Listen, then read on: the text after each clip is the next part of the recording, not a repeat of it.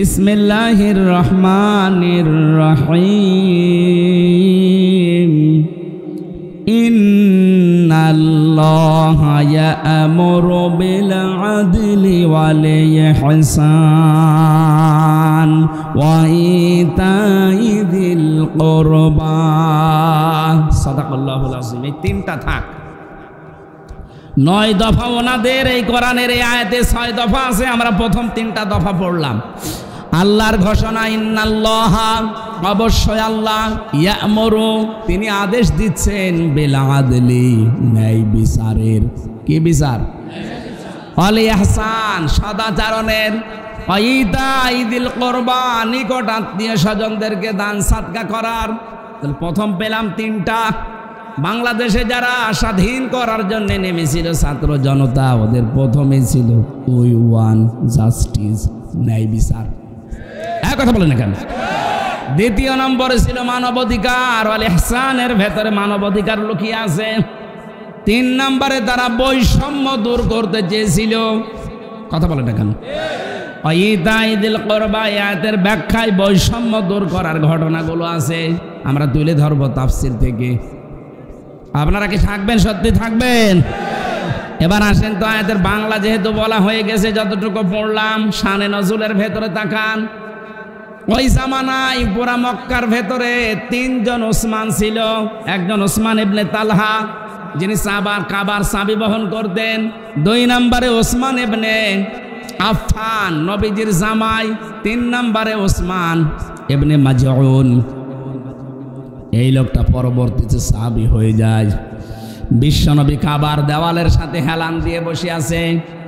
ওসমান ইবনে মাজউন, ওসমান ইবনে তালহা, ওসমান ইবনে আফফান রাদিয়াল্লাহু তাআলা আনহু, নবীজির এই জামাই। এমন জামাই নবীজি পেয়েছিলেন, বিশ্বনবী বলেন, আমি 2টা মেয়ে তার কাছে বিয়ে দিয়েছি। আমার যদি আরো মেয়ে থাকতো অবিবাহিত, আমি তাকে ওর কাছে বিয়ে দিয়ে দিতাম। এখান থেকে শিক্ষা কি? আমি বললাম না, যা বলবো ওখান থেকে শিক্ষা নিয়ে আসবো। আমাদের জন্য আয়াতের শিক্ষা কি? হযরত ওসমান ইবনে আফফান নবীজির জামাই ছিল। নবীজি বলেন, আমার মেয়ে 2টা দিয়েছি, উম্মে কুলসুম আর রুকাইয়া।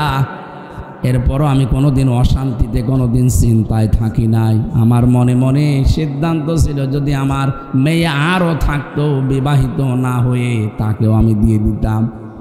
আপনি কি মনে করেন, একটা বাবার কাছে সবচাইতে বেশি দামি তার সন্তানটা, বিশেষ করে মেয়ে, রাজকন্যার মতো।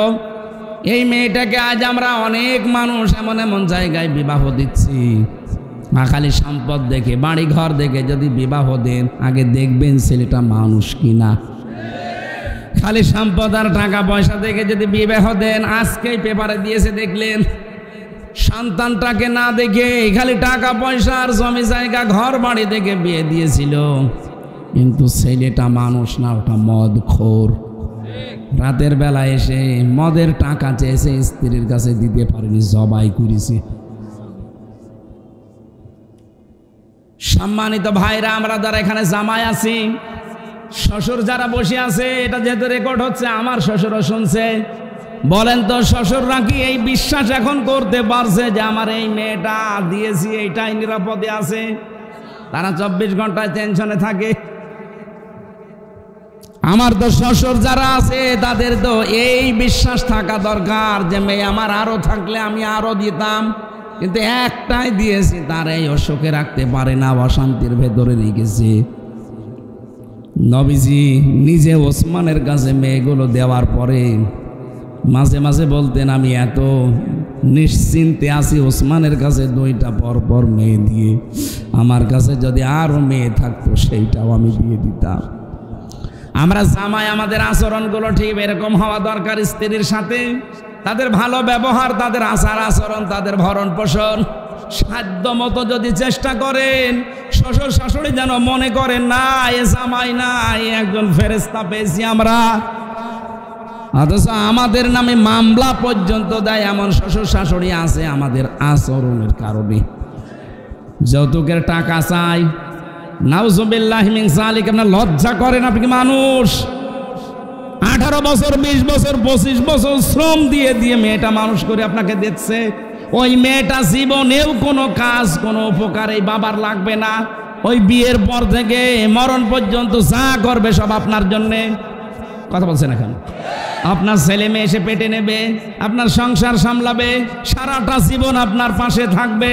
ওর বাবা মার কোনো কাজ আছে? খালি জন্ম দিয়ে 18 বছর 20 বছর মানুষ করে দিয়ে দিয়েছে, এরপরও আপনি তার কাছে আরো টাকা চান। বউ দিয়েছে, এই কারণেই তো সেজদায় পড়ে থাকা দরকার। আমরা যদিও সবাই পারছি না, কিন্তু এটা পারা লাগবে। কথা বলেন না কেন? আর মা বোন যারা এসেছেন তাদেরকে আমি শক্ত হওয়ার জন্য বলছি।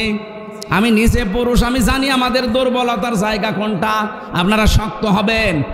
আপনার স্বামী যদি বাম হাতের ইনকাম করে, জায়েজ যতটুকু উপায় করে অতটুকু নিয়ে সন্তুষ্ট থাকবেন। নিজের চাহিদাকে আপনি সীমাবদ্ধ করবেন।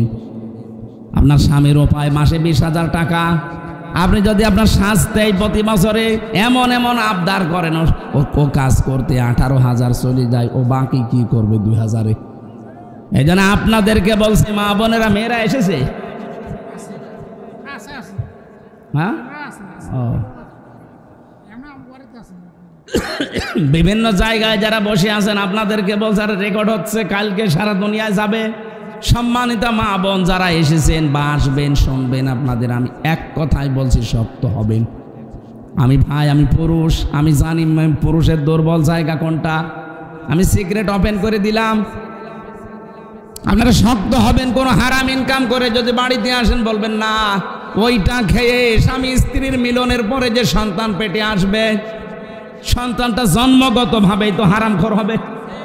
এই কথা বলেন না কারো? সন্তান জন্মগতভাবেই তো হারামখোর হবে। ও হারামখোরের কাছে কি আশা করা যায়? সুতরাং আমি এত কষ্ট করে 10 মাস 10 দিন পেটে রাখবো, কোনো হারামখোর সন্তান আমি পেটে রাখতে রাজি না। হয় আপনি আমার বাদ দেন, নয় হারাম ছাড়েন। আপনি বারবার এরকম শক্ত হবেন, দেখবেন ও এমনি টাইট হয়ে যাবে। আর ইসলাম যদি সামনে আসে, আপনারা তো রাজরানীর মতো থাকবেন। আমিরে জামাত বলে নাই, যদি ইসলাম এই দেশে আসে যে মেয়েদেরকে জুজুর ভয় দেখানো হয়, যে ঘরবন্দি করে রাখবে, অত্যাচার চালাবে, কে বলেছে আপনাকে? ইসলামে দেশে কায়েম হলে সবচাইতে বেশি নিরাপদে থাকবে মেয়েরা। তারা এক একজন হয়ে যাবে বাঘের মতো। আজ তারা কত জুলুম, অত্যাচার, নির্যাতনের শিকার। দুইবার মহিলা আনলাম, কি হইলো? যৌতুকও বন্ধ করতে পারে না। চাচা এরশাদও ছিল 9 বছর, কিন্তু 10 বছর ছেলে ছিল। চাচা এরশাদও কি করলো? পুরুষ নির্যাতনও সে বন্ধ করতে পারে নাই। উনি যদি পুরুষ নির্যাতনটাও বন্ধ করে যেতে পারতো, তারপরও তো আমরা এখন বাঁচতাম। কত বড় ঝামেলায় আছি আমরা জানেন। সম্মানিত মা বোনদেরকে আমি আর একটা কথা শোনাই, আপনি শুধু নামাজ পড়ে রোজা রেখে কালো বোরকা পরে জান্নাতে যেতে পারবেন না যতক্ষণ পর্যন্ত বৈধ কোনো কাজে আপনার স্বামী আপনার উপরে নারাজ হয়ে যাবে। এই জন্য সাবধান, এই বিষয়টাও কিন্তু গুরুত্বপূর্ণ খুব। শুধু নামাজ পড়ে রোজা রেখে কালো বোরকা পরে জান্নাতের আশা করা যায় না। স্বামী যাদের আছে তাদের জায়েজ হুকুমগুলো মেনে তাদের খুশি রাখা লাগবে, কারণ তাদের এত দাম আল্লাহ দিয়েছেন। নবীজি বলেন, যদি আল্লাহ বাদে সেজদা জায়েজ থাকতো, মেয়েদেরকে বলতাম স্বামীর পায়ে সেজদা করো। কোথায় তার মর্যাদা আপনি এখনো টের পাননি। এই জন্য সাবধান থাকবেন, এই জায়গায় খুব সতর্ক। উনি যদি জায়েজ কোনো হুকুম করে, জীবন থাকতে আপনাকে মাস্ট বি মানায় লাগবে। জান্নাতের 8টা দরজা ওই মহিলার জন্য আল্লাহ খাদিজাতুল কুবরার সাথে খুলে রাখবে। আমি 2 জন মহিলার জীবনী পুরা পড়েছি। একজনকে আল্লাহ জান্নাত বানিয়ে পাঠিয়েছেন, আর একজন আল্লাহর কাছে জান্নাত চেয়ে নিয়েছেন। হযরতে খাদিজাতুল কুবরার জন্য আল্লাহ জান্নাতে আলাদা একটা ঘর বানিয়ে তার জন্য সুসংবাদ দিয়েছেন যে জিবরাইল, আমার খাদিজাকে জানাও তার জন্য জান্নাতে আল্লাহ আলাদা করে একটা ঘর বানিয়ে রেখেছে। ওই ঘরের ভেতরে সে ছাড়া কেউ যেতে পারবে না। ওই ঘরটা নয়েজ মুক্ত, আওয়াজ মুক্ত, কোনো আওয়াজ নেই, কারণ সে স্বামীর জন্য ঘরটাকে আওয়াজ মুক্ত করে রাখতো, ঝামেলা মুক্ত করে রাখতো। মা বোন যারা এসেছেন বা শুনছেন, আপনি স্বামীর জন্য যদি ঘরটাকে আনন্দময় করে রাখতে পারেন, নয়েজ মুক্ত, আওয়াজ মুক্ত, গোলমাল মুক্ত, ঝগড়াঝাটি মুক্ত করে রাখতে পারেন, কিয়ামতে খাদিজার সাথে আপনিও জান্নাতে যাবেন। আর একজন মহিলার জীবনী পড়েছি, হযরতে আসিয়া। তার জন্য আল্লাহ জান্নাতে ঘর বানায়নি, তিনি ঘর চেয়ে নিয়েছিলেন।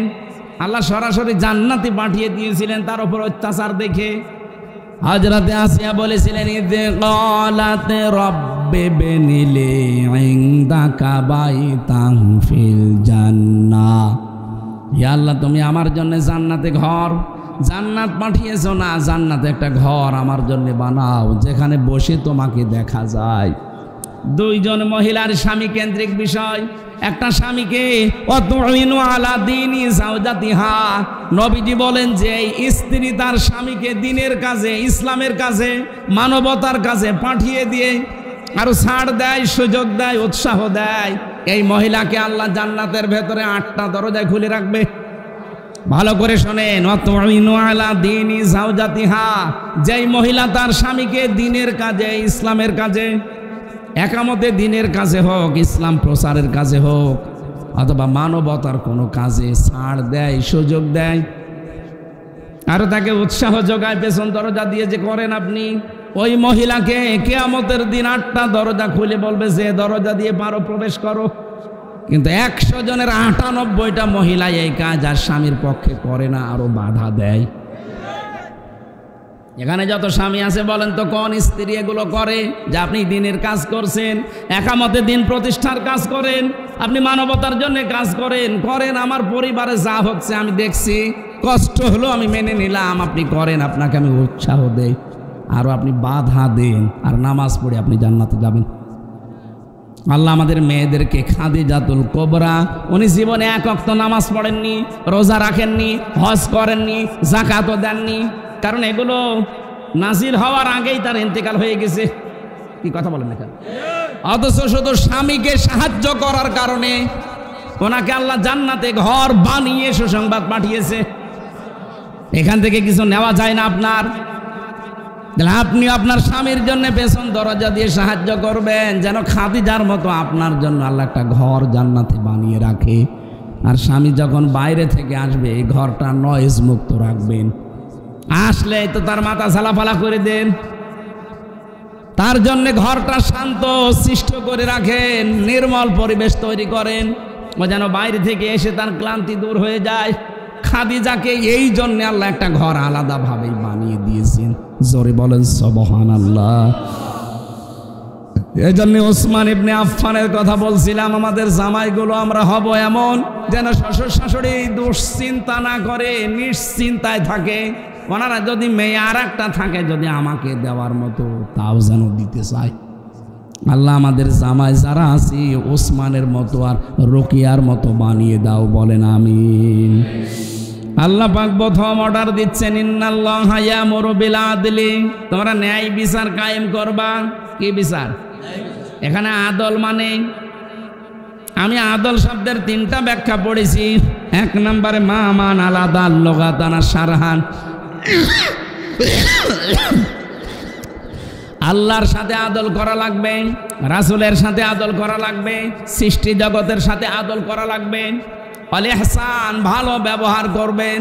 আর ভালো ব্যবহার সবচাইতে পাওয়ার যোগ্য অধিকার হচ্ছে আপনার মা বাবা, আপনার স্ত্রী, এরপরে আশপাশের মানুষ। ওয়াইতাইযিল কুরবা, সম্পদ যাদের আছে তারা যেন এই নিকট আত্মীয়র থেকে দান সাদগা এগুলো শুরু করে। আমরা অনেকে চলে যাই সেই চট্টগ্রামে, সিলেটে, বরিশালে। কে বলেছে আপনাকে? আপনার রক্তের সম্পর্ক যাদের সাথে আছে, এরা যদি গরিব থাকে, অসহায় থাকে, আগে তাদের দিয়ে আরম্ভ করবেন। নির্দেশকার আরো জোরে বলেন। আল্লাহ আমাদেরকে আয়াতের যে মূল কথাগুলো, এইটাই ব্যাখ্যা করলে হাজার হাজার কথা বের হবে।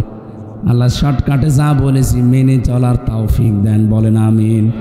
ওয়ানহা, আল্লাহ নিষেধ করে আনিল ফাহশা, অশ্লীলতা ছড়ানো যাবে না।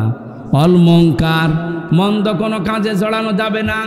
অল বাগি, সীমা লঙ্ঘন করা যাবে না।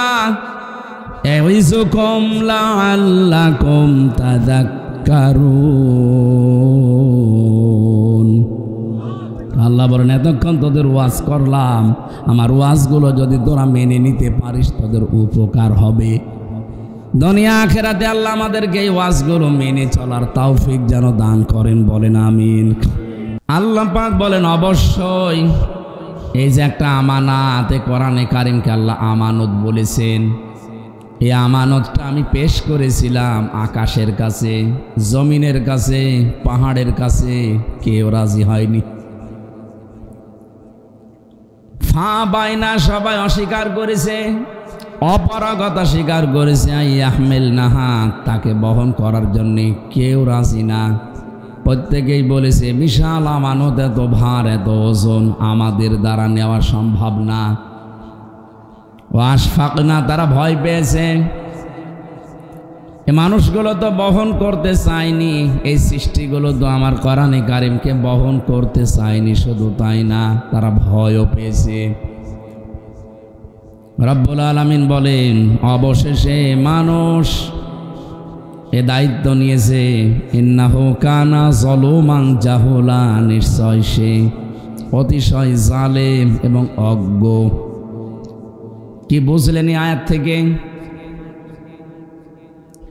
এত বড় বড় বিশাল সৃষ্টি, যেখানে আকাশ তাকান কত বড়, শুধু একটা না, এরকম 7টা আকাশ আল্লাহ বানিয়েছেন।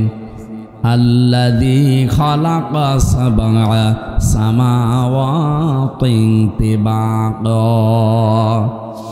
7 তবক আসমানের নাম শুনি আল্লাহ এত বড় বিশাল বিশাল আসমান আল্লাহ বানিয়ে রেখেছেন।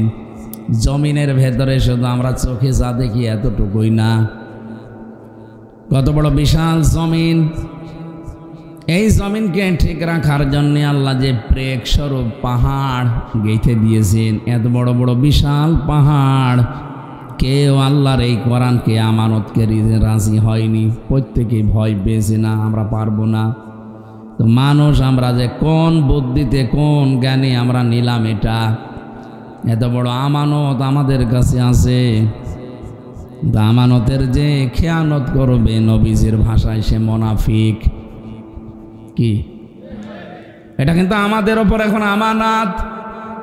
এ কোরআনে কারিমকে আমানত হিসাবে পেয়ে যদি আমরা এর হক আদায় করতে না পারি, বিশ্বাস করেন আপনি কিন্তু কিয়ামতে মুনাফিক হয়ে উঠবেন। আর মুনাফিক যারা, এই মানুষগুলো জাহান্নামে যাবে, একেবারে নিচে থাকবে। যারা কোরআনে কারিমের ধারক বাহক না, কোরআন যারা বিশ্বাস করে না, তারা তো এর বাইরে। আমরা যারা অন্তত এটা বিশ্বাস করে ফেলেছি, আমরা যারা এর উপরে ঈমান রাখি, তারা যদি এর হক পরিপূর্ণভাবে আদায় করতে না পারি, আমাদের কপাল সৌভাগ্যের সোপান হবে না, দুর্ভাগ্যের সোপান হবে। রব্বুল আলামিন বলেন তাহা মা আনজালনা আলাইকাল কুরআনা লিতাশকা, এ কোরআন আমি এই জন্য দেইনি যে আপনি না খেয়ে থাকবেন, মার খাবেন। দুনিয়াতে কোরআনে কারিম দিয়েছি এই কারণে যে আপনাকে কোরআন দিয়ে আমি উপরে তুলতে চাই। জোরে বলেন সুবহানাল্লাহ। লাউ আনজালনা হাযাল কুরআনা আলা জাবালিন লারাআইতাহু খাশিআম মুতাসাদ্দিআম মিন খাশিয়াতিল্লাহ। রব্বুল আলামিন বলেন যদি আমি এই কোরআনে কারিমকে পাহাড়ের উপরে নাজিল করতাম, নবী আপনি জানেন কি হতো দৃশ্য? আল্লাহ রাআইতাহু, অবশ্যই আপনি দেখতে পেতেন।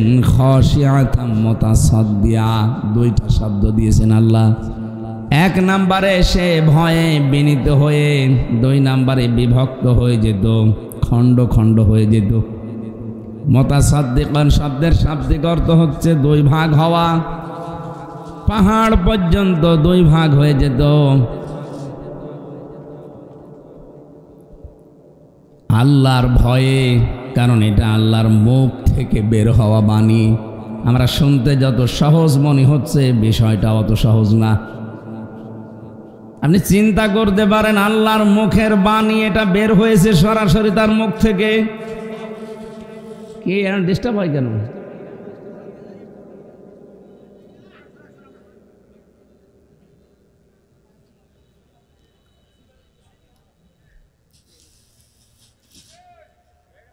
সুবহানাল্লাহ ওয়ালহামদুলিল্লাহ।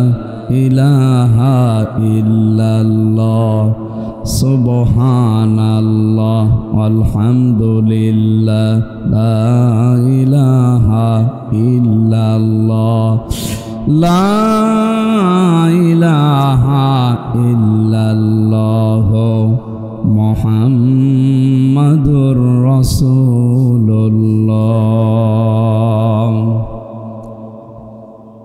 চাঁদপুরবাসী কোরআনে কারীম শোনার জন্য যারা এসেছি, কিছু বর্ণনা একটু টাচ দিলাম আল্লাহর পক্ষ থেকে, কি জিনিস আমরা পেয়েছি, কি নিয়ামত আর শুনছি। এই কোরআনে কারীম শোনার জন্য যে আল্লাহ আমাদেরকে ঘর থেকে পর্যন্ত নিয়ে এসেছেন, এটা আমাদের ওপর আল্লাহর একটা দয়া। আমি বললাম না ৬৬৬৬টি আয়াত আল্লাহর পক্ষ থেকে আমাদের জন্য উপহার। এটা গ্রহণ করে নিতে পারলে আপনি সৌভাগ্যবান হবেন, আর যদি অস্বীকার করেন তাহলে আপনি হবেন দুর্ভাগা, হতভাগা। আমরা কি আমাদের ভাগ্য হত করতে চাই? আমরা ভাগ্যকে সুপ্রসন্ন করতে চাই। আমাদের ভাগ্য যেন সব চাইতে ভালো হয় বিশ্বে। শুধুমাত্র একটাই কারণে তামাম দুনিয়া আজ আমরা ভয়ে আছি। পাশের একটা রাষ্ট্র পেয়েছি প্রতিবেশী, এটা একটা কলঙ্ক। তামাম দুনিয়াটা দিয়ে দিন পর্যন্ত আমরা জানতাম, ওরা ছড়িয়েছিল সারা দুনিয়ার মোড়লদের কাছে যে আমাদের দেশে সংখ্যালঘু নির্যাতন হয়, অথচ পুরা উল্টি এখন দেখতে পাচ্ছি সারা পৃথিবীতে সবচাইতে বেশি সংখ্যালঘু নির্যাতন হয় ইন্ডিয়াতে। আর আমার মুসলমান ভাইকে জবাই করছে শুধু গরু খাওয়ার অপরাধে। গত পরশুদিনও দেখেছেন দুইটা যুবতী মুসলিম মেয়েকে ধর্ষণ করার পর লজ্জাস্থানে লোহা ঢুকিয়ে দিয়েছে। এ পৃথিবীর নিকৃষ্টতম এখন মানবতার শত্রু এই উগ্রপন্থী হিন্দুরা। সব হিন্দু না, উগ্রপন্থী যারা, এ মোদি দাদার মুরিদ। এরা মানুষ হিসাবে এত খারাপ, এত নিকৃষ্ট, ওদের ছোঁয়া যারা পাবে তারাও কোলাঙ্গার হয়ে যাবে। যে মলম বিক্রেতা এক সাংবাদিক আছে না, হকার, ময়ূখ রঞ্জন ঘোষ, এ শয়তানের বাড়ি আজকে শুনলাম ভারতীয় হিন্দুরা ভেঙে দিয়েছে। যে শয়তান শুধু মিথ্যা প্রপাগান্ডা ছড়ায় বাংলাদেশ নিয়ে। ওই ছোঁয়া পেয়েছে দাদার ছোঁয়া, সেই পাবে সেই মরবে। এতদিন আমরা শুনতাম এদেশের সাথে নাকি স্বামী স্ত্রীর সম্পর্ক, এই সম্পর্কর কথা বলে এখন ওরা আমাদের চট্টগ্রাম নিয়ে নেবে। এই যে ঘোষ, এ মলম বিক্রেতা কয়দিন বলছিল না যে চট্টগ্রাম নিয়ে নেব, বাংলাদেশ থাকবে না। ওর নাকি খুব আফসোস হয় যে এসে থাকবে না। তো তোর আফসোস করার দরকার কি? আরে দাদা, আপনি কি যৌতুক চান? আর মেয়ে তো পালিয়ে গেছে, যৌতুক কিসের? পালানো মেয়ের কোনোদিন যৌতুক হয়? ও মেয়ের বিয়েই তো আমরা মানি না। বিয়ে মানি না এই কারণে, কারণ যার সাথে এতদিন কথাবার্তা চলছে সে তো ফুল হাতা, আর আমরা কি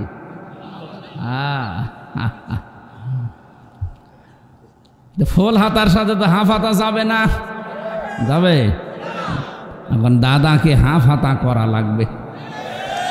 আর দাদার এখন যা বয়স, বয়সে হাফ হাতা করবেন কারে দিয়ে? কোন হাজাম দিয়ে করতে গেলে দেখা যাচ্ছে গোড়া থেকে কেটে বাদ দিয়ে দিল। ও বিয়ে করার সাত জীবনের মতো মিটে যাবে না। মূল কথায় যে দাদার সাথে আমাদের যাবে না, যতই চেষ্টা করেন হবে না। আমি এটাকে বানায়া বলছি। সূরা বাকারা 2 নম্বর পারা 14 নম্বর পৃষ্ঠা 4 নম্বর লাইনের 221 নম্বর আয়াতের মাঝের অংশে আছে, ওয়ালা তুনকিহুল মুশরিকিনা হাত্তা ইউমিনু। কোন মুশরিক যতক্ষণ পর্যন্ত ঈমান না আনবে তার সাথে কোনো মুমিনা নারীর বিয়ে দেওয়া জায়েজ নেই। মেয়ে আমাদের যাই হোক হাজি তো কথাবার্তা একটু মিথ্যা বলে, ঠিক আছে, তারপরও হাজি তো হাজির সাথে আপনারও পাঁচের বিয়ে হয় কি করে? সুতরাং আপনি যৌতুক চাবেন, যৌতুক তো আমাদের ধর্মে নেই। যদি আমরা কিছু মানুষ খাই নাকি কমে যাই, চাঁদপুরে যৌতুক নেই। আরো আর একটা জিনিসও আছে আমি জানি, এটা অলিমা নেই কিন্তু বরযাত্রী আছে। এই সিস্টেম পাল্টাতে হবে, কারণ আমাদের ইসলামে অলিমা আছে, বরযাত্রী নেই। এখানে কত মানুষ বিয়ে করে বসে আছেন, অলিমা তো মনে হয় করেননি, খালি বরযাত্রী গেছেন। না, যেটা জায়েজ না ইসলামে নেই, এটা আমরা মানি না। আজকে থেকে তাওবা করবে, কারণ ইসলামের বাইরে বিয়ে হলে ওটা বিয়ে হবে না। কি কথা বলেন না কেন? ওমাইয়াবতাগি গায়রাল ইসলাম দীনান ফালা ইউকবাল মিন, ইসলাম বাদ দিয়ে কোনো নিয়ম নীতি আল্লাহর দরবারে গ্রহণযোগ্য হচ্ছে না, হবে না। সুতরাং ইসলামে যেহেতু অলিমা আছে, বরযাত্রী নেই, আজকের এই দিন থেকে জীবনে যতদিন আছি কোনো বিয়েতে গেলে আমি আর বরযাত্রী যাব। কেউ দাওয়াত দিতে আসলে বলবেন না ইসলামে নেই, আমি ওখানে যাব না। আপনি অলিমা করেন, আমি আসি। বলেন তো, অলিমা কি ছেলের বাড়ি হয় না মেয়ের বাড়ি? এখানে অলিমা করেছেন কারা? হাত তোলেন তো। একজন নাকি এলাকায় বিয়ে শাদী বন্ধ হয়ে গেছে? বন্ধ না, এখন থেকে ইসলামে যেটা আছে আপনি ওইটা করবেন। বরযাত্রী সত্যিই বাদ দেওয়া লাগবে এখন থেকে, পুরা ডিলেট। ওটা মুসলমান সমাজে ওটা চলবে না। হ্যাঁ, হিন্দুদের কালচারে আছে, ওরা করুক, অসুবিধা নেই, কারণ ওরা বিয়ের দিন মেয়েকে সব একবারে দিয়ে দেয়। কিন্তু আমাদের ধর্মে কি ওইটা আছে নাকি? আমাদের ধর্মে নবীজি নিজে বিয়ে করেছেন কিন্তু অলিমা করেছেন। কথা বলেন না কেন? যারা করেননি দরকার হয় কাজা করেন। বিয়ে করতে বলছে না, কিন্তু অলিমা তো করা যায়। মেয়ের পক্ষ থেকে আরো 1-1.5-200 মানুষ নিয়ে আসেন, নিজের বংশের 200 মানুষ, 500-700 মানুষ বাড়িতে খাওয়ান, অলিমা হয়ে যাবে।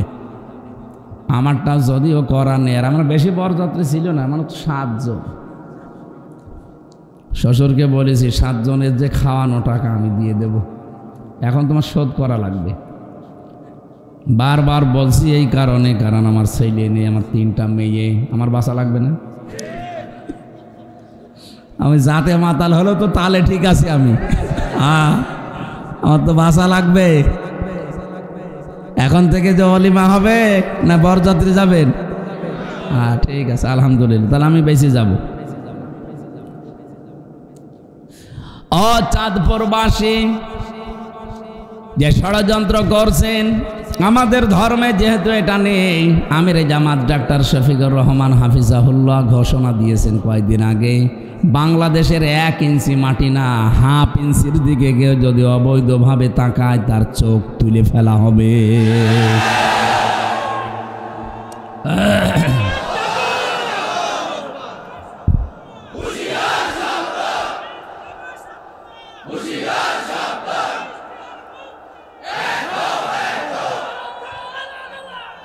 আলহামদুলিল্লাহ ভাই, আমি এত কিছু বলতাম না।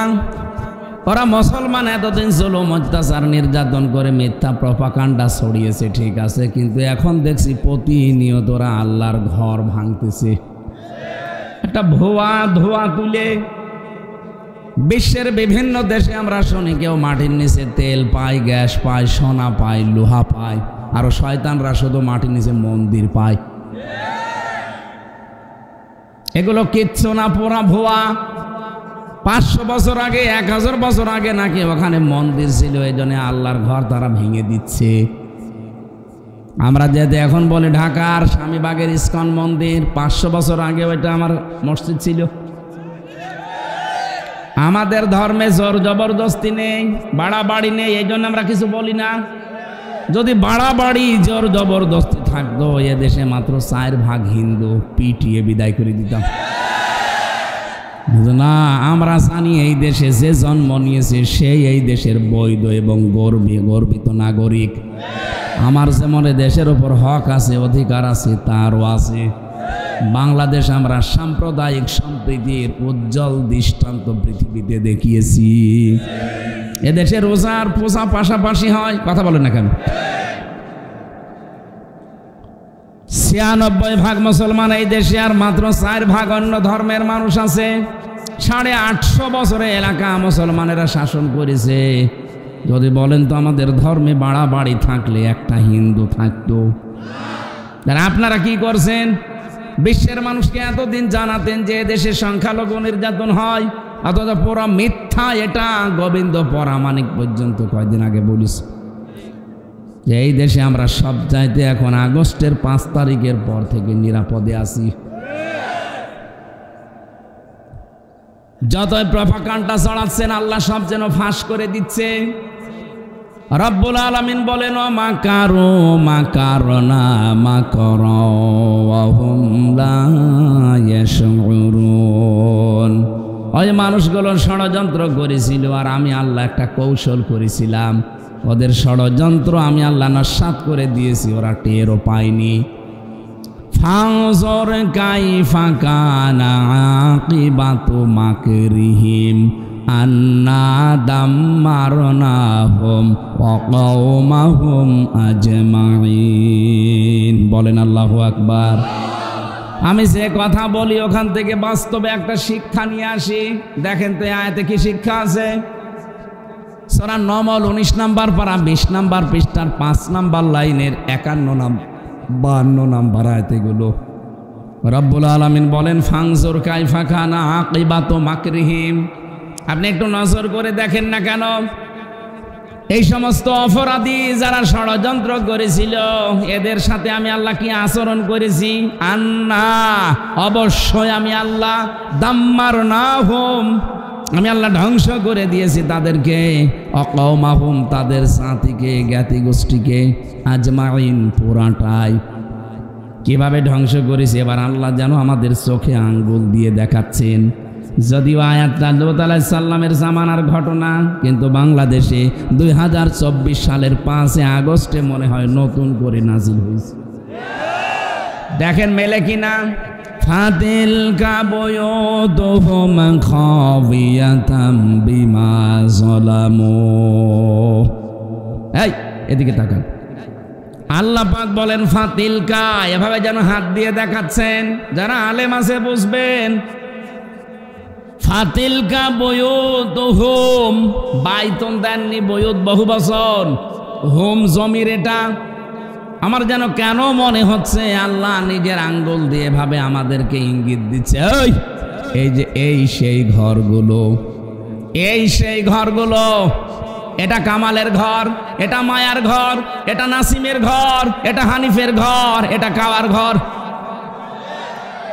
আমি যদিও এখানে নাম লেখা নেই, কিন্তু নামগুলো বললাম এই কারণে আল্লাহ যেন এই ঘরগুলো দেখিয়ে বলছেন খাবিয়াতান, জনশূন্য করে দিয়েছি, ওজাড় গৃহ বানিয়ে দিয়েছি, পরিত্যক্ত হয়ে পড়ে আছে বিমা যালামু, এদের জুলুমের কারণে।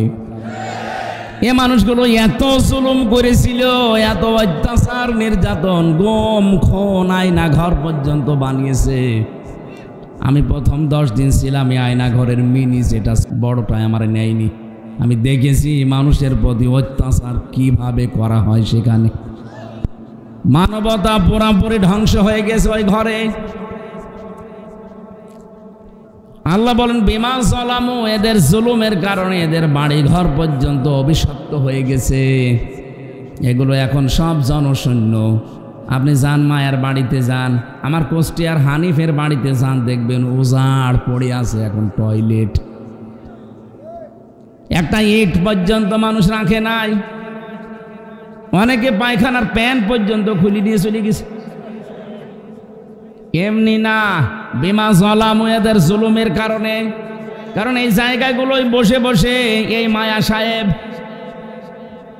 আপনাদের এই যে কুমিল্লা পাশের জেলা, আল্লাহর ওলি ছিল একজন, কি বড় বড় দাড়ি, বাহার। মানুষ যে এত শয়তান হয় আমি জানি না। ঘরের ভেতরে বসে বসে চর্বি সন্ধি করতো, সকালবেলা কার নামে মামলা দেব, কাকে ধরিয়ে দেব, মিথ্যা সাক্ষী দিয়ে কার জীবন নষ্ট করব, এই চিন্তা করত। মনে করছেন হুজুর কিভাবে জানলো? সব বলি দিচ্ছে আল্লাহ জিবরাইল দিয়ে আমারে, সব খবর আমি জানি। সারা দেশে কোখানে কি হয়েছে সব ওই রিমান্ডে আমারে দেখে দেখে দেখাতো যে এখানে এই হচ্ছে, এখানে এই করছি, অমুককে আমরা ধরেছি, অমুককে ধরবো, সব দেখাতো। 3টা বছরে আমি বহু কিছু জেনেছি ওই সালেমদের কাছ থেকে।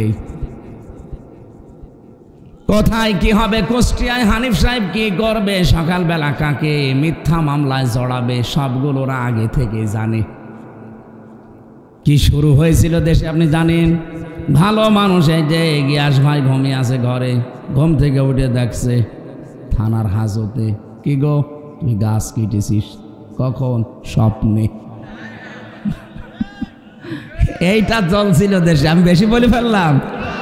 এই যে আল্লাহর ওলি আওয়ামী লীগের, হ্যাঁ না উনি মন থেকে না, মনের খবর তো আল্লাহ জানে।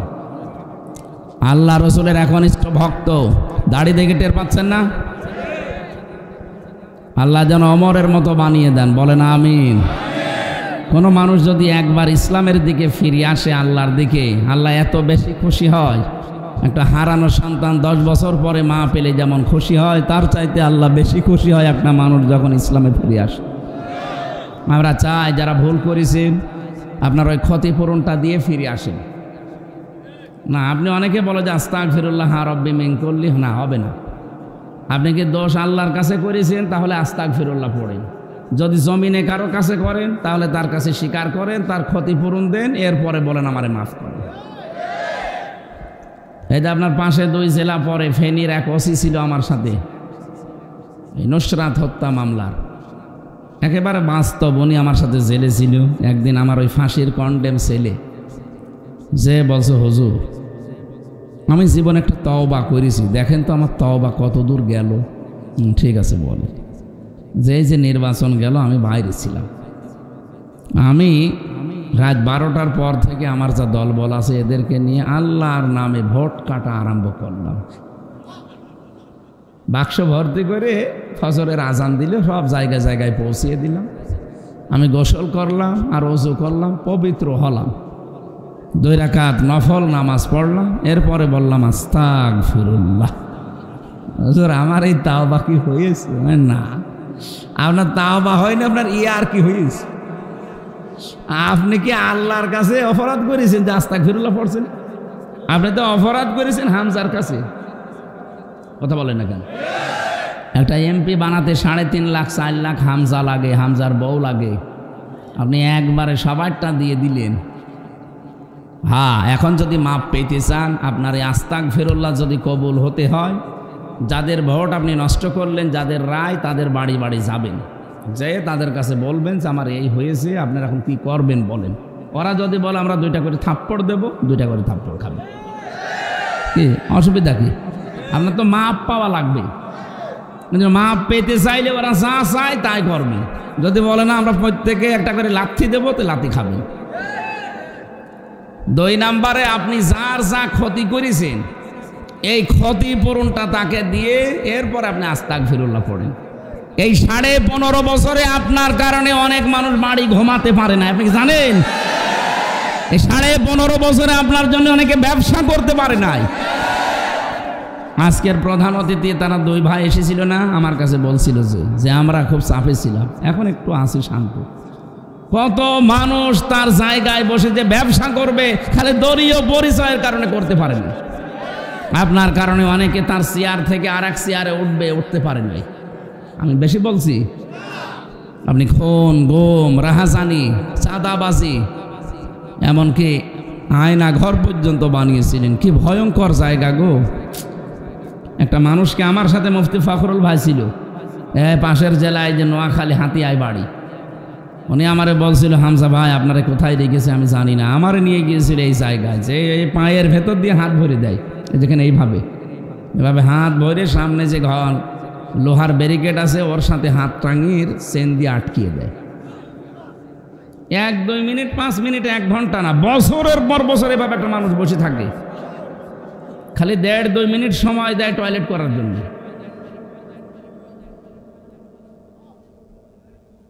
সকালবেলা কয়েকটা ছোলা দিয়ে যায়, দেখলাম পচা ছোলা। তাও আমাদেরটা তো হালকা দিয়েছে ভালো, ওদেরটা আরো কঠিন।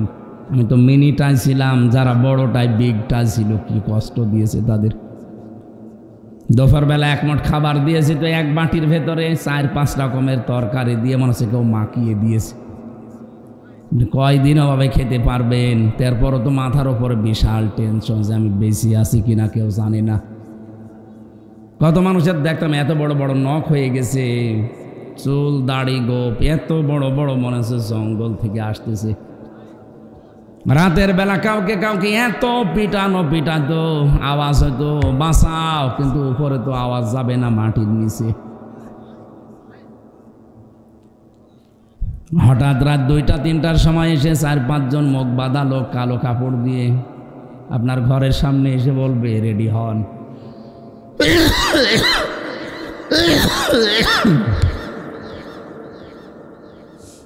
ঘর তো ঘর না, একটা জিন্দা কবর।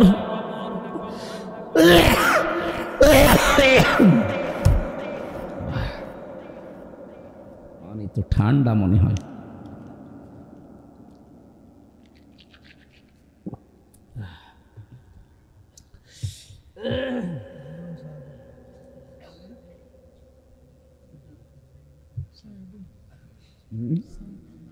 না ঠিক আছে, ঠিক হয়ে যাবে।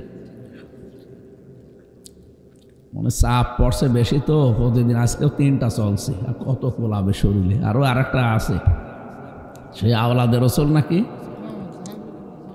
জাবেরি মাদানী সাহেবের সেই লক্ষ্মীপুর হায়দারগঞ্জ না, সেখানে আবার যেয়ে ওঠা লাগবে রাত 12টায়।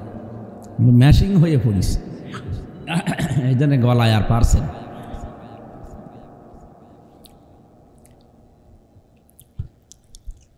এদিকে 3.5 হাত, এদিকে 1.5 হাত, এতটুকু জায়গার ভেতরে। তারপরও পায়ের সাথে দেখতাম অনেকের চেন বেঁধে রেখেছে, যে পা নড়াবেন না, পায়ের সাথে চেন বাঁধা।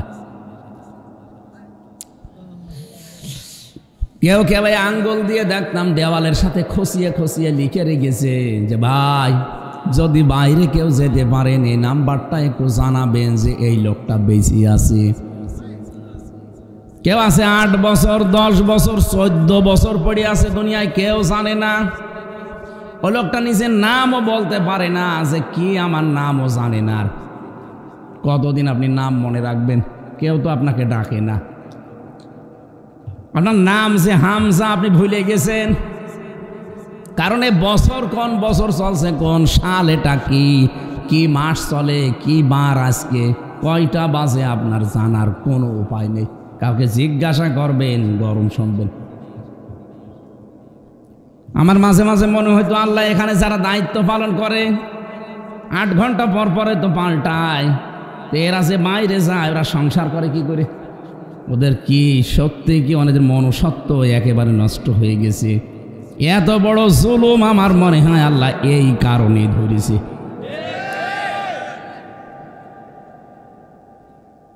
হঠাৎ রাত 12টা-1টার দিকে 5-7 জন এসে মুখ সব বাঁধা এসে আপনার ঘরের সামনে দাঁড়িয়ে ওই ছোট্ট রুমের সামনে বলবে রেডি হও। কি রেডি হব মানে? হ্যাঁ তোমাকে নিয়ে যাওয়া হবে। কোথায়? কিছুই বলে না। আপনি রেডি হতে চাবেন না, 2টা ঘা দিয়ে বাড়ি দেবে পেছনে, এত জোরে বাড়ি দেয় মনে হচ্ছে জায়গা খুলে চলে গেছে। এমনি খাবার দাবার ভালো না, চোখ বেঁধে দেবে কালো কাপড় দিয়ে, হাত পেছনে বেঁধে দেয়, সামনে না। হ্যান্ডকাপ দিয়ে ওটা নড়াচড়া করলেই কেটে যায়। আমার যে কতবার কেটেছিল এই জায়গাগুলোতে কোটে তুলতে গিয়ে। আমরা 11 ঘন্টা টাঙিয়ে রেখেছিল দড়ি দিয়ে, পায়ে বেড়ি দিয়ে, পেছনে হাত দিয়ে, কিচ্ছু জানি না। ওরা নিজেরাই বলতো মাঝে মাঝে যে আপনার কোনো দোষ নেই, আমরা জানি, কিন্তু আমরা যা বলতে বলছি এই কথাগুলো আদালতে বলা লাগবে। কি আকিস গ্রুপে চাকরি করেন, ওর বিরুদ্ধে বলবেন, বলবেন ও আমাদেরকে টাকা দেয় রাষ্ট্রের বিরুদ্ধে কথা বলতে। বাংলাদেশ জামাত ইসলামের কয়েকজনের নাম নিয়ে, বিশেষ করে শফিকুল ইসলাম মাসুদ, দেলাওয়ার হোসাইন, ওই যে শিবিরের সভাপতি ছিল, এদের নাম ধরে ধরে বলতো যে এদের বিরুদ্ধে কিছু বলবেন। কি বলবেন? যে এরা উগ্রপন্থী, এরা জঙ্গি, এই দেশটাকে জঙ্গি দিয়ে ভরে ফেলার জন্য এরা বিভিন্ন ষড়যন্ত্র করছে, তার ভেতরে আমিও আছি। এই কথাগুলো আপনি শুধু লিখে দেব, সই করে দেবেন, বাকিটা আমরা দেখব না। এত মেয়ের মিথ্যা কথা আমি বলতে পারবো না। এই জন্য এই কথা শেষের দিন 10 দিনের রিমান্ডের শেষের দিন আমারে বলেছে, যদি কালকে ম্যাজিস্ট্রেটের সামনে না বলেন আপনার বউ আমরা তুলে নিয়ে আনবো। চরিত্র আছে, আমি তো দেখেছি ওদের চরিত্র নেই। ওরা ধরা পড়ে না মাঝে মাঝে পরিমণির সাথে, মাহিয়া মাহির সাথে, কথা বলছে না কেন? ওদের চরিত্র ঠিক প্রত্যেকের ওই রকমই। ওরা যে ধরা পড়েছে এমনি পড়ে না, কারণ চরিত্রই ওদের ওই রকম। যেই বলেছে আপনার বউ তুলে নিয়ে আনবো, তখন আমার ওই বাচ্চাটার বয়স মাত্র 7 মাস। বলেন তো ওই অবস্থায় যদি ওরা তুলে নিয়ে আসে, আর আমি জানিও নিয়ে আসতো, কারণ কত মানুষের, কত আলেমের বউকে আমি তুলে নিয়ে আসতে দেখেছি। কেউ তো ওখানে যেতে পারে না, এমন সিক্রেট 4-5 জায়গা দরজা আটকানো যাবে কে? দুনিয়ায় কেউ জানে না ওখানে মানুষ আছে কিনা। আমি একজন আলেমের সাথে জেলখানায় ছিলাম, সে বলছিল হুজুর আমার বউকে ওরা তুলে নিয়ে এসে কি করেছে আমি জানি না, কারণ আমি তো পড়ি আছি আজ কয় বছর। শেষ পর্যন্ত বললাম ঠিক আছে, যা করবেন করেন, নিয়ে চলেন। কিন্তু ম্যাজিস্ট্রেটটা আমার সাথে প্রতারণা করেছে। উনি আমারে বলল হুজুর আপনার কোনো অসুবিধা নেই, যা যা লিখলি আপনি শুধু সই করে দেন, আপনি কয়দিনে বের হয়ে চলে যাবেন। পড়বো তো বসে, পড়ার দরকার নেই। পরবর্তীতে দেখলাম সব নাকি রাষ্ট্রের বিরুদ্ধে ওরা লিখেছে, আর আকিস গ্রুপের বিরুদ্ধে। এই কারণে আমার নাকি জামিন দেয়নি।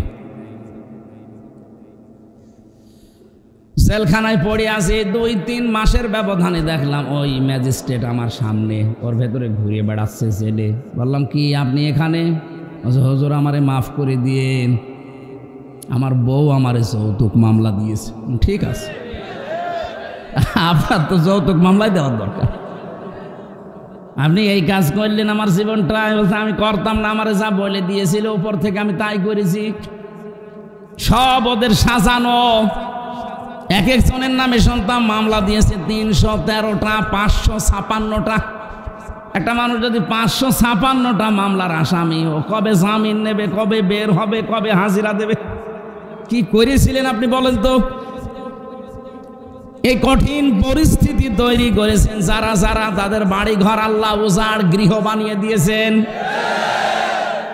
আল্লাহ বলেন খবিয়াতান, জনক শূন্য করে দিয়েছি। আমি আয়াতটা বাস্তবে একেবারে মিল পেয়েছি আমার কুষ্টিয়ার হানিফের বাড়ি থেকে। আপনি যে দেখেন কি অবস্থা। কেন এগুলো করলেন আল্লাহ? আমার একটা ধারণা, বিশ্বাসেই 16 সালে গিয়েছিলাম হজে, কাবা শরীফ তাওয়াফ করছিলাম। শেষ করার পরে উপরে গেলাম, দেখি পেটের ভেতরে মোচড় দিয়ে ব্যথা করছে। এক পুলিশকে ডাক দিলাম, ইয়া আখি তাল, এদিকে আসেন। কি এখানে ফার্মেসি আছে? কেন? আমার ঔষধ লাগবে। এতক্ষণ ভালোই ছিলাম, হঠাৎ আমার পেটে ব্যথা করছে। পুলিশ আমারে বলছে, ইয়া হাজিউল হজ্জা তাই না বিলাদুকা, ও হাসি দেশ কোথায়? জি তুমি বাংলাদেশ। বাংলাদেশ থেকে এসেছি। পুলিশ আমারে বলছে, আপনি জানেন না এটা কোন জায়গা? না তো। আবু জেহেলের বাড়ি। আপনি এখনো পায়খানা না করে দাঁড়িয়ে আছেন, তাড়াতাড়ি করেন। পায়খানা করে দেখে আমার পেটের ব্যথা ভালো হয়ে গেছে। মানে আল্লাহ যেন আমাকে হাতে ধরে জিজ্ঞাসা করতে চাচ্ছে, হামজা এত টাকা খরচ করে 6500 কিলোমিটার দূর থেকে এসেছো, আর শয়তানের বাড়িতে পায়খানা না করে চলে যাবা, তাড়াতাড়ি করো। ঠিক আপনি দেখবেন এই দেশে জালেমদের বাড়ি অফিস পর্যন্ত আল্লাহ অভিশপ্ত করে দিয়েছে, কারণ ওই জায়গাটা জুলুমের জায়গা। এদেশের কারো প্রসাব পায়খানা আর পেটে সমস্যা হলে ঠিক ওই জায়গায় যে কাজ করবে। আপনার ঢাকার ধানমন্ডির ওই বাড়ির দিকে যান, সেদিন নিজে দেখলাম ওটা জাতীয় টয়লেট চলছে, একবারে 8-9 জন করে যায়, কেউ এদিকে কেউ এদিকে কেউ এদিকে, মনে হচ্ছে জামাতবদ্ধ টয়লেট চলছে। এ পর্যন্ত আল্লাহ শেষ করে দেন। এর পরের শব্দ আমাদের জন্য বলবো বলবো কোন সূরা বলছিলাম যেন? সূরা নমল। কোন সূরা? সূরা নমল। নমল মানে পিপিলিকা। 19 নাম্বার পারা 20 নাম্বার পৃষ্ঠা 7 নাম্বার লাইনের 52 নাম্বার আয়াতের শেষের দিকে আছে। বাড়ি যে খালি মিলিয়ে দেখবেন, আপনার অবশ্যই বিবেক থাকলে নাড়া দেবে। ইন্না ফি যালিকা লায়াতাল লিকাউমিন ইয়ালামুন। এখানে যারা আরবি গ্রামার বোঝে, ইন্না আছে, এরপরে লামে তাকিদ আছে। আল্লাহ দুইবার গ্যারান্টি দিয়ে জানিয়েছেন অবশ্যই এর ভেতরে শিক্ষা আছে, অবশ্যই এর ভেতরে শিক্ষা আছে। লিকাউমিন ইয়ালামুন, যারা জ্ঞানী, জ্ঞানী সম্প্রদায় যারা, তাদের জন্য শিক্ষা কি সেটা? জালেমদের এত বড় বিশাল গভীর শিকড় যদি আল্লাহ কেটে দিতে পারে, আপনি চিন্তা করেছেন এই 15 বছরে কত গভীরে পৌঁছিয়েছিল ওরা? ইউনিয়নের দারোয়ান থেকে শুরু করে সংসদ পর্যন্ত প্রতিটি জায়গায় ওদের লোক সেট করা ছিল। এক কথা বলে না কেন? এই কারণেই তো 2024 সালের 5 আগস্টের বিকাল পর্যন্ত ওরা চেষ্টা চালিয়েছে। বিশেষ করে প্রশাসনে যারা, আমার মনে হয় এদের মাফ করা ঠিক না। সবাইকে না, দলীয় যেইগুলো, এগুলো কি মানুষের ভেতরে পড়ে? আপনি একেবারে সরাসরি ধরে ধরে গুলি করছেন, এখনো ভেজে ফুটেজগুলো আছে। এমনি আপনি আসতে চাকরিতে যোগ দিতে ভয় পাচ্ছেন, আপনি জানেন তো যে আপনি কি করেছেন। আল্লাহ বলেন ফাকুতিয়া দাবিরুল কওমিল্লাযিনা যালামু। কতিয়া এটা মজলের ফাইল জানা নেই। সূরা আনাম 7 নাম্বার পারা 12 নাম্বার পৃষ্ঠা 4 নাম্বার লাইনের 45 নাম্বার আয়াতের প্রথম অংশে আছে। আল্লাহ পাক বলেন জালেমদের শিকড় কেটে ফেলা হয়ে গেছে। কেটেছে কে জানা নেই। আপনি সারা দেশের খবর নেন, আমি তো 630টা থানা কম বেশি এবার গেলাম, সব জায়গায় জালেমদের বাড়ি ঘর, একই অবস্থা। যেখানেই যাই দেখি জালেমদের শিকড় একেবারে আল্লাহ খবিয়াতান বানিয়ে দিয়েছেন, জনশূন্য। ওখানে শয়তানও বাস করতে ভয় পায়, কারণ শয়তান থেকে করবে কি? মানুষ তো প্রসাব করে, পায়খানা করে। তাহলে আমাদের এখান থেকে শিক্ষা নেওয়া দরকার। এই জালেমদের এত বড় শিকড় যদি আল্লাহ কেটে দিতে পারে, এখন যারা অনেকেই বিভিন্ন ধান্দায় আছেন, আগে চেয়ার পাই, দেখেন কি করি, কি করবে। আপনিও যদি চাঁদাবাজি শুরু করেন ওদের মতো, অনেকে করছে দেখতে পাচ্ছি। কথা বলছে না কেন? আগস্টের 5 তারিখের পর থেকে অনেকে চাঁদাবাজি আরম্ভ করেছে। এই যে গত কয়েকদিন আগে গাইবান্ধার সাঘাটায় চাঁদাবাজি করতে গিয়ে কিন্তু বাধা দিয়েছিল জামাতের এক নেতা, তাকে কুপিয়ে আদা মারা করে ফেলিস। গতকালকে ডাক্তার শাহিন জর্দার ফরিদপুরের জামাত ইসলামের ওনাকে কুপিয়েছে। কারা করছেন এগুলো জাতি কিন্তু সব জানে। বিশেষ করে প্রশাসন আর গোয়েন্দা বিভাগে আমি একেবারে গভীরে তাদের সাথে কথা বলছি, দেখছি তারা কিন্তু 5 তারিখের পর থেকে সব পর্যবেক্ষণে রেখেছে। কি কি কনে কনে কি করছেন সব তারা জানে। তারা সব কিছু পর্যবেক্ষণ করছে, কি কারা এ দেশটা আসলে হাতে নিতে পারে। আপনারা যা করছেন, দল বড় তাতে কি, জনগণ কিন্তু আপনাদের চাইতেও বড়। এরা সব বুঝছে যে কি হচ্ছে, কি করা লাগবে। কথা বলেন, আমি শেষ করি আগে। এই নারায়ণগঞ্জে বন্দরে একজন দেখলাম নিজে একেবারে ভিডিও করছে আর চাঁদাবাজি করছে, একেবারে ঠেট দিয়ে বলছে কালকে এখান থেকে চলে যাবে না, এত টাকা দিবি। আপনি কি মগের মূল্য পেয়েছেন নাকি? এখনো পর্যন্ত শহীদদের রক্ত শুকিয়ে যায়নি, এখনো মানুষ মরছে। এক কথা বলছে না কেন? গতকালকেও একজন মারা গেছে, আরাফাত 5 তারিখে গুলি খেয়েছিল, এই ঢুকে ঢুকে আজকে মারা গেল গতকাল। এখনো পর্যন্ত শহীদরা শহীদ হতে আছে, আর আপনি চাঁদাবাজি আরম্ভ করে দিয়েছেন। এ জনগণকে কি পাগল পেয়েছেন নাকি? এরা সব কিন্তু বোঝে, সময় যখন আসবে উল্টিয়ে যাবেন। এই জন্য এখনো থামেন। আমিরে জামাত ডাক্তার শফিকুর রহমান অলরেডি ঘোষণা দিয়ে দিয়েছে, এই দেশে যদি ইসলাম আসে 1 নাম্বার কাজ বন্ধ হবে দেশে চাঁদাবাজি। চাঁদাবাজি আমরা করি না, কাউকে করতেও দেব না, কারণ ইসলাম এইটাই, আমি করব না, করতেও দেব না। কারণ অন্যায় যে করে, অন্যায় যে সহে, দুইজনে অপরাধী। বাংলাদেশে এখন ঠিক ওই পর্যায়ে চলে যাচ্ছে।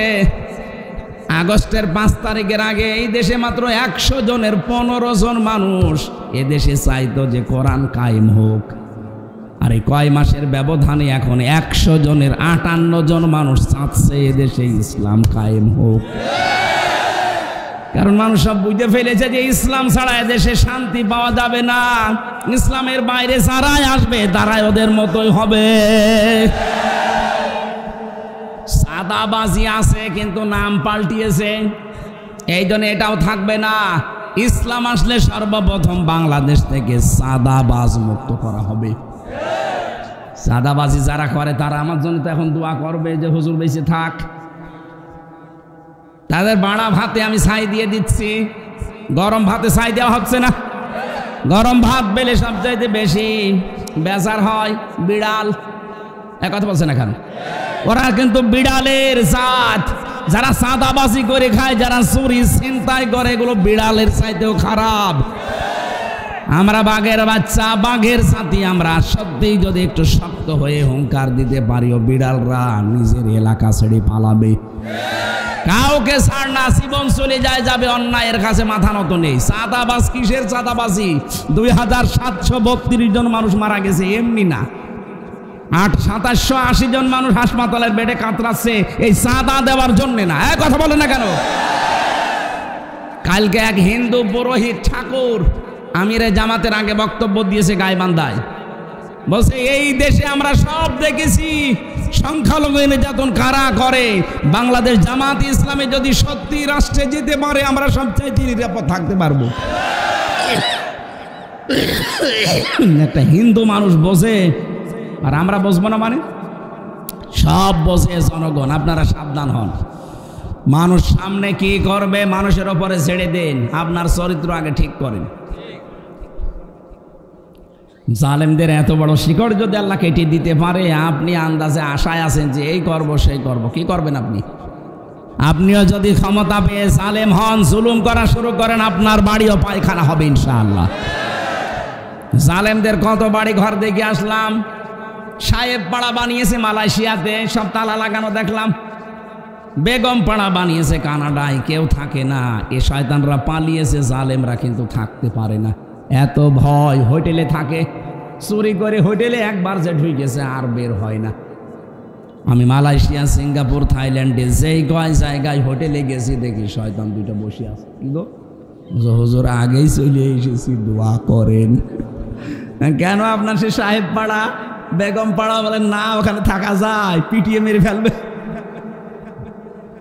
কি করলেন আপনি? এত টাকা পয়সা, থাকতেও পারলেন না, খেতেও পারছেন না।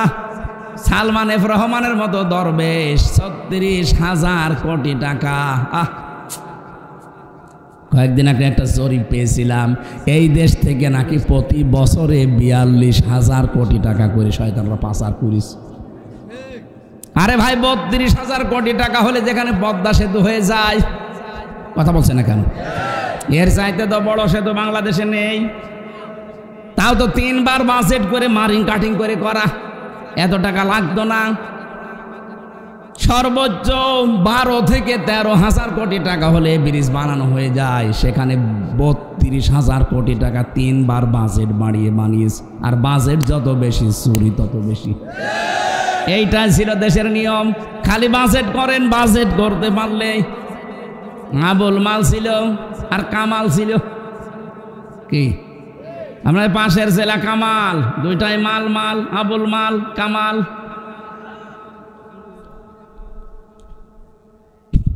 কি মাল কামিয়েছে কোথায়? আপনারা এখন মাল ব্যবহার করবেন না। কোথায় আছেন আমরা সব জানি। জনগণ কিন্তু এদেশে এখন যে অবস্থায় আছে, অন্তত আমার মনে হচ্ছে এই দেশে কিয়ামতের আগে কোনো জালেম আর আসতে পারবে না। আজকে ডক্টর ইউনূসের সাথে আমেরিকার কি কথা হয়েছে সকালবেলা দেখেছেন? অনেকে মনে করছে যে বুবু শর্ট করে ঢুকে পড়বে। কিসের শর্ট করে ঢোকা? সব উল্টিয়ে দিয়েছে। 37টা দেশের ভিসা চলতো আগে, ইউরোপীয় ইউনিয়নের 37টা। সবগুলো দেশের ভিসা ভারত থেকে ডক্টর ইউনূস বাংলাদেশে চলে এসেছে। দাদাদের মাথা খারাপ হয়ে গেছে। একবার বলেছিল যে এদেশকে আমরা পেঁয়াজ দেব না, আলু দেব না, না খেয়ে মরবে। ব্যবসা বন্ধ করে দিয়েছে, এখন সব বর্ডারে বর্ডারে আলু আর পেঁয়াজ পচতেছে। আমাদের পুরাতন বন্ধু যারা তুরস্ক, চীন, পাকিস্তান, সেখান থেকে এখন সব জাহাজ বোঝাই করে খাবার আসতেছে। ওদের মাথা এমনি খারাপ হয়ে গেছে। এরপরে আমেরিকার ডোনাল্ড ট্রাম্প যাতে মাতাল হলো, আমার মতো তালে ঠিক আছে, কথা বলছেন। 16 লাখ ভারতীয়কে বলেছে সব বিদায় করে দেব, কারণ এই ভারতের উগ্রপন্থী হিন্দুরা 2 জন খ্রিস্টান যুবতী মেয়েকে উলঙ্গ করে রাস্তায় হাঁটিয়েছে। ট্রাম্প কি ভুলে যাবে? ও কিন্তু একরোখা মানুষ, সিদ্ধান্ত যখন নিয়েছে বাস্তবায়ন করে ছাড়বে।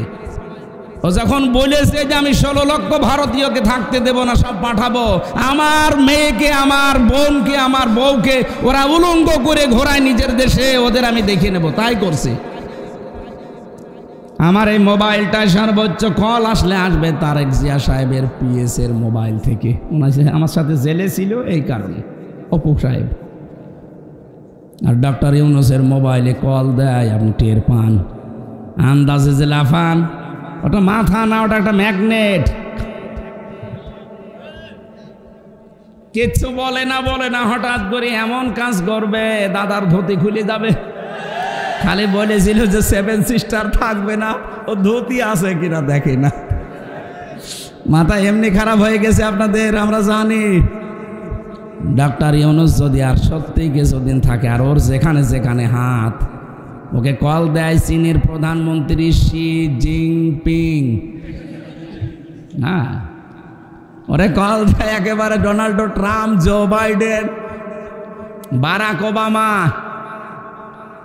আর আপনার মোবাইলে কল কেউ দেয় না, আপনি নিজে নিজেই মোবাইল করেন, নিজে নিজেই রেকর্ড করেন, নিজে নিজেই এডিটিং করেন, নিজেই ছেড়ে দেন, মানুষকে ভয় দেখাতে। মানুষ এখন সব বোঝে। কেউ তো কল দেয় না, কি করবে? নিজে নিজেই কল দেয় মিজান সাহেবের কাছে, আবার নিজেই রেকর্ড করে। আগে থেকে সব কিছু সাজানো থাকে, এগুলো সব দিয়ে ধরা পড়েছে। আপনি থাকেন ডালে ডালে, আর দেশের এই তরুণ প্রজন্ম থাকে পাতায় পাতায়। এদের চেনেন? আপনি কত দূর উঠতে পারবেন? মুরব্বী মানুষ, এরা আগেই যেখানে তার আগে উঠে বসে আছে। সব কিছু এখন ফ্ল্যাশ হয়ে যাচ্ছে, যে আপনি যা করেন সব ভয় দেখাতে। উগ্রতা ছড়ায় মাঝে মাঝে মানুষের ভেতরে। মনে করো কথা শুনে মানুষ লাফাবে, যারাই লাফায় তাদের পেছনে লাল হয়। গোপালগঞ্জে এত পিটানো পিটিয়েছিল, লাফিয়েছিল কয়দিন শুনলাম, ওই কয়দিন ঢাকা থেকে গোপালগঞ্জ কেউ যাওয়া আসা করলে, বসে আসলে 300 টাকা, দাঁড়িয়ে আসলে 1000 টাকা। এই যে বাসের মালিক আছে। আবার যদি ওনার উস্কানিতে পা দিয়ে কেউ কিছু করেন, বারবার চেষ্টা চালিয়েছিল, শেষে এখন হিন্দুদের লাগিয়েছে। দেখেন না, হিন্দুরাও তো কথা শুনছে না, এখন পাগল হয়ে গেছে, বলছে আমি এই অঘোষিত জেলখানায় আর থাকবো না, আমি দেশে যাব। আসেন, আপনাকে আমরা আয়না ঘরে রেখে দেব। যা করেছেন 10 বছর 14 বছর লাগবে না, শুধু 5 মাস 6 মাস থেকে দেখেন। আপনি কিছুদিন থাকেন, এমনিতে আল্লাহর কাছে চলে যাবেন। তাহলে আমরা যে মূল শিক্ষা দিতে চেয়েছিলাম, জালেমদের মতো আচরণ যদি আবার সামনে কেউ করেন, জালেমদের এত বড় শিকড় আল্লাহ কেটে দিতে পারলে আপনারটা কোনো ব্যাপারই না। কথা বলেন না কেন? আল্লাহ আমাদেরকে যেন সম্মতি দেন বোঝার। অনেকে এখনো পর্যন্ত থামেননি, চালিয়ে যাচ্ছেন। বাবা শাহজালাল, সব হালাল, জনগণের কাছে সব হালাল হয়ে যাবে। কথা বলেন ঠিক কিনা? 15% থেকে যদি 58% চলে আসে 3.5 মাসে, আর কয় মাস যেতে দেন? হিন্দুরা পর্যন্ত এখন বলছে আমরা ইসলাম চাই, কারণ তারা জানছে যে ইসলামের বাইরে দেশে শান্তি থাকার কোনো কায়দা নেই। এদেশের 100 জনের 100 জনই বলতে বাধ্য হবে আমরা এই দেশে কোরআনে কারিমকে রাষ্ট্রীয় ক্ষমতায় চাই। কথা বলেন। মাওলানা মামুনুল হক হাফিজাহুল্লাহ, লোকটা 3 বছর আমার পাশের রুমে ছিল। মাঝে মাঝে দিনের বেলা দেখা হতো, বলতো ভাই বাইরে থাকতে ভাবতাম কি, আর ভেতরে এসে দেখছি কি। বাইরে থাকতে ভাবতাম আমাদের টপি নিয়ে সমস্যা, আমাদের ওই আকিদায় সমস্যা, আমিন নিয়ে সমস্যা, অথচ জালেমরা দেখছি ভেতরে সবাইকে এক জায়গায় তালা লাগিয়ে রেখেছে। ওখানে হেফাজত ইসলাম, জামাত ইসলাম, চরমনায় সব এক ঘরের ভেতরে রেখে তালা লাগিয়ে দিত আর লিখে রাখতো হুজুর মামলা। কি মামলা? একটা মামলার নাম হলো, নাম দিয়েছে হুজুর মামলা, হেফাজত মামলা, জামাত মামলা, শিবির মামলা, জঙ্গি মামলা, এগুলো মামলার নাম।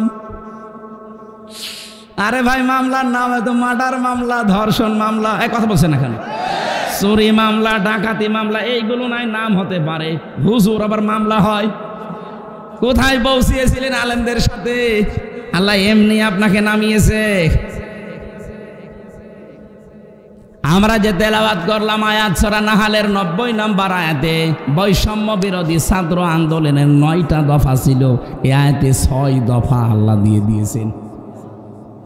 আল্লাহ যে 6টা এখানে আদেশ আর 6টা, 3টা আদেশ আর 3টা নিষেধ আছে, ওই 9 দফা কর্মসূচির 6টা এই আয়াতে আছে। এই জন্য আয়াতটা পড়লাম, আমরা তাফসির আকারে বলতে চাচ্ছি, থাকবেন তো?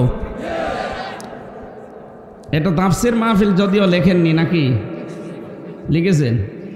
নাকি ওয়াজ মাহফিল? হ্যাঁ আলহামদুলিল্লাহ। আর একটা তাফসির মাহফিল আমার সামনে আছে, মাইথার দিয়া। মাইথার দিয়া কত দূর এখান থেকে? 7-8 কিলো। 7-8 ফেব্রুয়ারি, আমি 8 তারিখে আছি না? 8 তারিখে মাইথার দিয়া আমি এশার নামাজের পরে উঠবো ইনশাল্লাহ। যারা সময় পান ওখানে যাবেন, একটা সুন্দর সাবজেক্টের উপরে গবেষণামূলক কথা বলবো ইনশাআল্লাহ। আজকেরটাও তাফসির মাহফিল। এই আয়াতে যেহেতু বৈষম্য বিরোধী ছাত্র আন্দোলনের দফা কয়টা? 9টা। কয়টা? এর 6টাই আছে আজকের আয়াতে। আমরা এই আয়াত থেকে দেখি না, চলে যাবেন মনে হচ্ছে। এই যে মুরব্বী, এখন তো সেই মোস্তাক পীর সাহেবের মতো বারবার বলাও যাচ্ছে না, মুরব্বী মুরব্বী। কি একটা কথা ছড়িয়েছে মুরব্বী। না আমি তো ওইভাবে পারি না, ওই মুরব্বী যে কিভাবে বলল। যাই হোক, মুরব্বী মারা হয়, আবার মুরব্বী। হ্যাঁ মুরব্বী, ঠিক আছে ভাই, মুরব্বী মানুষ যাক, ওনারা ডেট এক্সপায়ার হয়ে গেছে তো যাক, কিন্তু যুবক মানুষ যাবেন না, কিন্তু যাবেন। হ্যাঁ যুবক মানুষ থাকেন। আমরা তেলাওয়াত কিন্তু আয়াতে যাচ্ছি, এবার জবান খুলে কোরআনের আয়াতটা পড়েন। আউযু বিল্লাহি মিনাশ শাইতানির রাজিম, বিসমিল্লাহির রহমানির রহিম।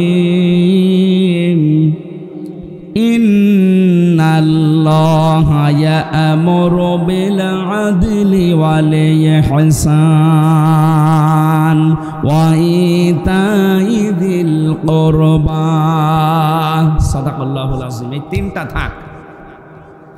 9 দফা ওনাদের এই কোরআনের এই আয়াতে 6 দফা আছে। আমরা প্রথম 3টা দফা পড়লাম। আল্লাহর ঘোষণা, ইন্নাল্লাহা, অবশ্যই আল্লাহ, ইয়া'মুরু, তিনি আদেশ দিচ্ছেন, বিল আদলি, ন্যায় বিচারের। কি বিচার? ওয়াল ইহসান, সদাচরণের। ওয়া ইতাই যিল কুরবা, নিকট আত্মীয় স্বজনদেরকে দান সাদকা করার। প্রথম পেলাম 3টা। বাংলাদেশে যারা স্বাধীন করার জন্য নেমেছিল ছাত্র জনতা, ওদের প্রথমে ছিল উই ওয়ান জাস্টিস, ন্যায় বিচার। এক কথা বলেন না কেন? দ্বিতীয় নম্বরে ছিল মানবাধিকার, ওয়াল ইহসানের ভেতরে মানবাধিকার লুকিয়ে আছে। 3 নম্বরে তারা বৈষম্য দূর করতে চেয়েছিল। কথা বলেন না কেন? ইতাই যিল কুরবা, আয়াতের ব্যাখ্যায় বৈষম্য দূর করার ঘটনাগুলো আছে, আমরা তুলে ধরবো তাফসীর থেকে। আপনারা কি থাকবেন? সত্যি থাকবেন? এবার আসেন তো, আয়াতের বাংলা যেহেতু বলা হয়ে গেছে, যতটুকু পড়লাম, শানে নজুলের ভেতরে তাকান। ওই জামানায় পুরা মক্কার ভেতরে 3 জন ওসমান ছিল। একজন ওসমান ইবনে তালহা, যিনি কাবার চাবি বহন করতেন। 2 নম্বরে ওসমান ইবনে আফফান, নবীজির জামাই। 3 নম্বরে ওসমান ইবনে মাজউন। এই লোকটা পরবর্তীতে সাহাবী হয়ে যায়। বিশ্বনবী কাবার দেওয়ালের সাথে হেলান দিয়ে বসে আছে। না আপনাদের তো সেলাই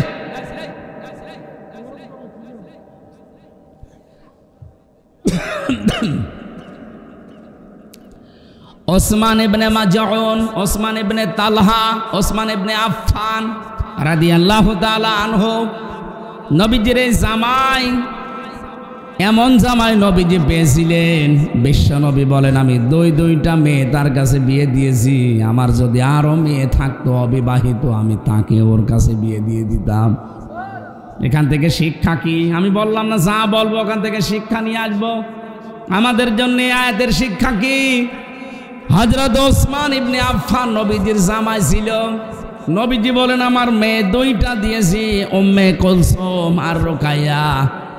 এরপরও আমি কোনোদিন অশান্তিতে কোনোদিন চিন্তায় থাকি নাই। আমার মনে মনে সিদ্ধান্ত ছিল যদি আমার মেয়ে আরও থাকতো বিবাহিত না হয়ে তাকেও আমি দিয়ে দিতাম। আপনি কি মনে করেন একটা বাবার কাছে সবচাইতে বেশি দামি তার সন্তানটা, বিশেষ করে মেয়ে, রাজকন্যার মতো। এই মেয়েটাকে আজ আমরা অনেক মানুষ এমন এমন জায়গায় বিবাহ দিচ্ছি, খালি সম্পদ দেখে, বাড়ি ঘর দেখে যদি বিবাহ দেন আগে দেখবেন ছেলেটা মানুষ কিনা। খালি সম্পদ আর টাকা পয়সা দেখে যদি বিবাহ দেন, আজকেই পেপারে দিয়েছে দেখলেন, সন্তানটাকে না দেখে খালি টাকা পয়সা আর জমি জায়গা ঘর বাড়ি দেখে বিয়ে দিয়েছিল, কিন্তু ছেলেটা মানুষ না, ওটা মদখোর। রাতের বেলা এসে মদের টাকা চেয়েছে, স্ত্রীর কাছে দিতে পারেনি, জবাই করেছে। সম্মানিত ভাইরা, আমরা যারা এখানে জামাই আছি, শ্বশুর যারা বসে আছে, এটা যেহেতু রেকর্ড হচ্ছে, আমার শ্বশুরও শুনছে, বলেন তো শ্বশুররা কি এই বিশ্বাস এখন করতে পারছে যে আমার এই মেয়েটা দিয়েছি এইটাই নিরাপদে আছে? তারা 24 ঘন্টায় টেনশনে থাকে। আমার তো শ্বশুর যারা আছে তাদের তো এই বিশ্বাস থাকা দরকার যে মেয়ে আমার আরো থাকলে আমি আরো দিতাম, কিন্তু একটাই দিয়েছি, তার এই অসুখে রাখতে পারে না, অশান্তির ভেতরে রেখেছে। নবীজি নিজে ওসমানের কাছে মেয়েগুলো দেওয়ার পরে মাঝে মাঝে বলতেন আমি এত নিশ্চিন্তে আছি ওসমানের কাছে দুইটা পরপর মেয়ে দিয়ে, আমার কাছে যদি আরো মেয়ে থাকতো সেইটাও আমি দিয়ে দিতাম। আমরা জামাই, আমাদের আচরণগুলো ঠিক এরকম হওয়া দরকার স্ত্রীর সাথে। তাদের ভালো ব্যবহার, তাদের আচার আচরণ, তাদের ভরণ পোষণ সাধ্য মতো যদি চেষ্টা করেন, শ্বশুর শাশুড়ি যেন মনে করেন না এ জামাই না, একজন ফেরেশতা পেয়েছি আমরা। অথচ আমাদের নামে মামলা পর্যন্ত দেয় এমন শ্বশুর শাশুড়ি আছে আমাদের আচরণের কারণে। যৌতুকের টাকা চাই, নাউজুবিল্লাহি মিন যালিক। আপনার লজ্জা করেন? আপনি কি মানুষ? 18 বছর, 20 বছর, 25 বছর শ্রম দিয়ে দিয়ে মেয়েটা মানুষ করে আপনাকে দিচ্ছে। ওই মেয়েটা জীবনেও কোনো কাজ, কোনো উপকার এই বাবার লাগবে না। ওই বিয়ের পর থেকে মরণ পর্যন্ত যা করবে সব আপনার জন্যে। কথা বলছেন এখন? আপনার ছেলে মেয়ে এসে পেটে নেবে, আপনার সংসার সামলাবে, সারাটা জীবন আপনার পাশে থাকবে। ওর বাবা মার কোনো কাজ আছে? খালি জন্ম দিয়ে 18 বছর 20 বছর মানুষ করে দিয়ে দিয়েছে, এরপরও আপনি তার কাছে আরো টাকা চান। বউ দিয়েছে, এই কারণেই তো সেজদায় পড়ে থাকা দরকার। আমরা যদিও সবাই পারছি না, কিন্তু এটা পারা লাগবে। কথা বলেন না কেন? আর মা বোন যারা এসেছেন তাদেরকে আমি শক্ত হওয়ার জন্য বলছি। আমি নিজে পুরুষ, আমি জানি আমাদের দুর্বলতার জায়গা কোনটা। আপনারা শক্ত হবেন। আপনার স্বামী যদি বাম হাতের ইনকাম করে, জায়েজ যতটুকু উপায় করে অতটুকু নিয়ে সন্তুষ্ট থাকবেন। নিজের চাহিদাকে আপনি সীমাবদ্ধ করবেন। আপনার স্বামীর উপায় মাসে 20,000 টাকা, আপনি যদি আপনার সাজতেই প্রতি বছরে এমন এমন আবদার করেন, ও কাজ করতে 18,000 চলে যায়, ও বাকি কি করবে 2,000-এ? এই জন্য আপনাদেরকে বলছি, মা বোনেরা, মেয়েরা এসেছে? হ্যাঁ, বিভিন্ন জায়গায় যারা বসে আছেন আপনাদেরকে বলছে, আর রেকর্ড হচ্ছে, কালকে সারা দুনিয়ায় যাবে। সম্মানিত মা বোন যারা এসেছেন বা আসবেন, শুনবেন, আপনাদের আমি এক কথাই বলছি, শক্ত হবেন। আমি ভাই, আমি পুরুষ, আমি জানি পুরুষের দুর্বল জায়গা কোনটা। আমি সিক্রেট ওপেন করে দিলাম। আপনারা শক্ত হবেন। কোনো হারাম ইনকাম করে যদি বাড়িতে আসেন, বলবেন না ওইটা খেয়ে স্বামী স্ত্রীর মিলনের পরে যে সন্তান পেটে আসবে, সন্তানটা জন্মগতভাবেই তো হারামখোর হবে। এই কথা বলেন না কেন? সন্তান জন্মগতভাবেই তো হারামখোর হবে। ও হারামখোরের কাছে কি আশা করা যায়? সুতরাং আমি এত কষ্ট করে 10 মাস 10 দিন পেটে রাখবো, কোনো হারামখোর সন্তান আমি পেটে রাখতে রাজি না। হয় আপনি আমার বাদ দেন, নয় হারাম ছাড়েন। আপনি বারবার এরকম শক্ত হবেন, দেখবেন ও এমনি টাইট হয়ে যাবে। আর ইসলাম যদি সামনে আসে আপনারা তো রাজরানীর মতো থাকবেন। আমিরে জামাত বলে নাই যদি ইসলাম এই দেশে আসে যে মেয়েদেরকে জুজুর ভয় দেখানো হয়, যে ঘরবন্দি করে রাখবে, অত্যাচার চালাবে, কে বলেছে আপনাকে? ইসলাম এই দেশে কায়েম হলে সবচাইতে বেশি নিরাপদে থাকবে মেয়েরা। তারা এক একজন হয়ে যাবে বাঘের মতো। আজ তারা কত জুলুম অত্যাচার নির্যাতনের শিকার। দুইবার মহিলা আনলাম, কি হইল? যৌতুকও বন্ধ করতে পারে না। চাচা এর সাথে ছিল 9 বছর, কিন্তু 10 বছর ছেলে ছিল। চাচা এর সাথে কি করলো? পুরুষ নির্যাতনও সে বন্ধ করতে পারে নাই। উনি যদি পুরুষ নির্যাতনটাও বন্ধ করে যেতে পারতো, তারপরও তো আমরা এখন বাঁচতাম। কত বড় ঝামেলায় আছি আমরা জানেন। সম্মানিত মা বোনদেরকে আমি আর একটা কথা শোনাই, আপনি শুধু নামাজ পড়ে রোজা রেখে কালো বোরকা পরে জান্নাতে যেতে পারবেন না যতক্ষণ পর্যন্ত বৈধ কোনো কাজে আপনার স্বামী আপনার উপরে নারাজ হয়ে যাবে। এই জন্য সাবধান, এই বিষয়টাও কিন্তু গুরুত্বপূর্ণ খুব। শুধু নামাজ পড়ে রোজা রেখে কালো বোরকা পরে জান্নাতের আশা করা যায় না। স্বামী যাদের আছে তাদের জায়েজ হুকুমগুলো মেনে তাদের খুশি রাখা লাগবে, কারণ তাদের এত দাম আল্লাহ দিয়েছেন। নবীজি বলেন যদি আল্লাহ বাদের সেজদা জায়েজ থাকতো, মেয়েদেরকে বলতাম স্বামীর পায়ে সেজদা করো। কোথায় তার মর্যাদা আপনি এখনো টের পাননি। এই জন্য সাবধান থাকবেন এই জায়গায়, খুব সতর্ক। উনি যদি জায়েজ কোনো হুকুম করে, জীবন থাকতে আপনাকে মাস্ট বি মানায় লাগবে। জান্নাতের 8টা দরজা ওই মহিলার জন্য আল্লাহ খাদিজাতুল কুবরার সাথে খুলে রাখবে। আমি 2 জন মহিলার জীবনী পুরা পড়েছি। একজনকে আল্লাহ জান্নাত বানিয়ে পাঠিয়েছেন, আর একজন আল্লাহর কাছে জান্নাত চেয়ে নিয়েছেন। হযরতে খাদিজাতুল কুবরার জন্য আল্লাহ জান্নাতে আলাদা একটা ঘর বানিয়ে তার জন্য সুসংবাদ দিয়েছেন যে জিবরাইল আমার খাদিজাকে জানাও তার জন্য জান্নাতে আল্লাহ আলাদা করে একটা ঘর বানিয়ে রেখেছে। ওই ঘরের ভেতরে সে ছাড়া কেউ যেতে পারবে না। ওই ঘরটা নয়েজ মুক্ত, আওয়াজ মুক্ত, কোনো আওয়াজ নেই, কারণ তে স্বামীর জন্য ঘরটাকে আওয়াজ মুক্ত করে রাখতো, ঝামেলা মুক্ত করে রাখতো। মা বোন যারা এসেছেন বা শুনছেন, আপনি স্বামীর জন্য যদি ঘরটাকে আনন্দময় করে রাখতে পারেন, নয়েজ মুক্ত, আওয়াজ মুক্ত, গোলমাল মুক্ত, ঝগড়াঝাটি মুক্ত করে রাখতে পারেন, কিয়ামতে খাদিজার সাথে আপনিও জান্নাতে যাবেন। আর একজন মহিলার জীবনী পড়েছি, হযরতে আসিয়া। তার জন্য আল্লাহ জান্নাতে ঘর বানায়নি, তিনি ঘর চেয়ে নিয়েছিলেন। আল্লাহ সরাসরি জান্নাতে পাঠিয়ে দিয়েছিলেন তার উপর অত্যাচার দেখে।